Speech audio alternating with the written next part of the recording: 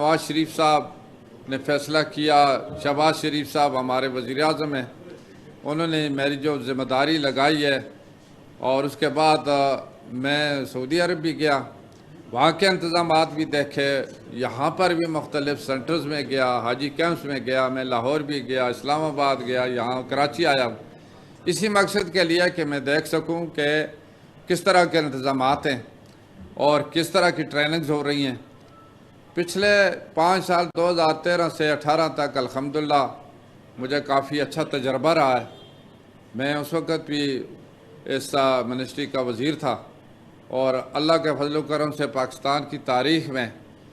سب سے سستا جو اور اچھے انتظام والا جو حج تھا وہ اس دور کا تھا۔ یہ میں نہیں کہتا، بلکہ جن لوگوں نے حج کیا ہے، جو وہ گئے تھے، انہوں نے جو رسپانس دیا تھا اس کے مطابق یہ ڈیسائیڈ ہوا تھا۔ اور اس وقت جو دوبارہ مجھے یہ ذمہ داری جو سونپی گئی ہے، تو میں اسی حوالے سے کوشش کر رہا ہوں کہ اب بھی جو لوگ جاتے ہیں ان کو زیادہ سے زیادہ سہولیات فراہم ہو، زیادہ سے زیادہ آگاہی ہو، اور کراچی سے تقریباً 21,600 حاجی جائیں گے یہاں سے انشاءاللہ سرکاری سکیم کے تحت، اور 21,600 کے لیے ٹریننگ اس سے پہلے بھی ہوئی تھی، رمضان سے پہلے بھی، پھر درمیان میں رمضان شریف آ گیا، گیپ ہوا، رمضان کے بعد دوبارہ یہ دوسرا مرحلہ شروع ہے۔ یہ امتیاز شاہ صاحب یہاں ڈائریکٹر ہیں،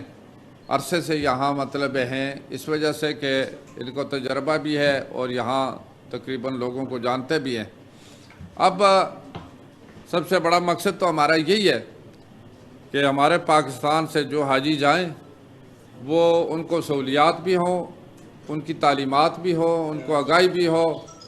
اور ان کو معلومات میں بھی ان کے جو اچھی طرح معلومات فراہم کی جائیں، جو ایپ استعمال کرنی ہے اس کا کیا طریقہ ہوگا، اور اسی طریقے سے ہر گروپ کے ساتھ ایک ناظم رکھا ہے تاکہ وہ ہر جگہ ان کی مدد بھی کرے، اور وہاں رہائش بھی الحمدللہ مدینہ منورہ میں تو سب مرکزیہ میں رہیں گے، کوئی 500 میٹر اس کے فاصلے پر ہے، فٹ کے فاصلے پر ہے، کوئی 500 میٹر کے فاصلے پر ہے، تو یہ سارے مرکزیہ میں اچھے کوئی مطلب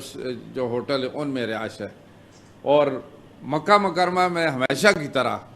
وہاں ہمارے حجاج صاحبان ہیں وہ عزیزیہ میں، بطہ قریش میں، اور تیسرا ایک علاقہ شیشہ یا اس طرح کا ہے، میں نام ابھی بھول گیا، وہاں ہی ٹھہرتے ہیں۔ سب کے لیے بلڈنگیں جہاں تک ممکن ہو سکا ہے وہ لی گئی ہیں، میں نے بات کی ہیں۔ پھر اس کے بعد میں مشاعر میں گیا، وہاں میں نے ہمارے حاجیوں کے لیے جو زون مختص کیے ہیں، زون 4 ہے اور 5 ہے، وہاں پر کام شروع تھا، تو بھی اگر وہاں ٹھیکہ شیکہ دیا ہوا ہے تو جو وہ بنا رہے ہیں مکتب، اس میں جو ٹینٹ ہے وہ